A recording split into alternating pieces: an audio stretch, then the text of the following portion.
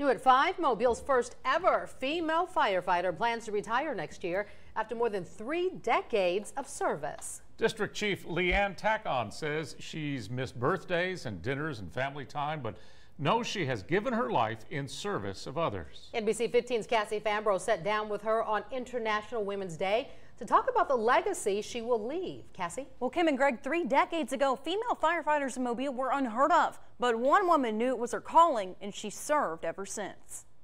A photo sits on District Chief Leanne Tackon's desk. She pulled it off the wall to show us. It has a woman battling a fire with a little girl looking up at her. My daughter drew that picture for me when she was in kindergarten, and she brought it to me and she said, "That's a picture of you fighting fire, and that's a picture of me cheering you on." That was more than a decade ago. She's been with Mobile Fire Rescue for 31 years.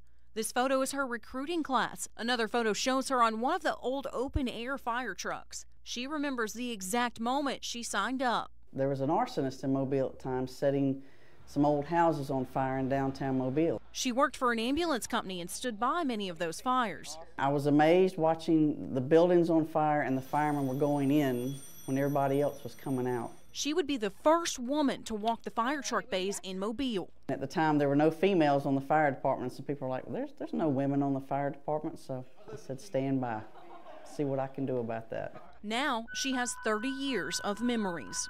I have ghosts all over this town, as they say. You know, every intersection you think, okay, I made a bad wreck here. House fires, I made the Amtrak wreck years ago. You know, a lot of those things come back in your mind, but I really, most of the time, I think back of the people I work with and the good times we've had at work. And she started her career right at Central on Engine 3, and that's where it will end next year.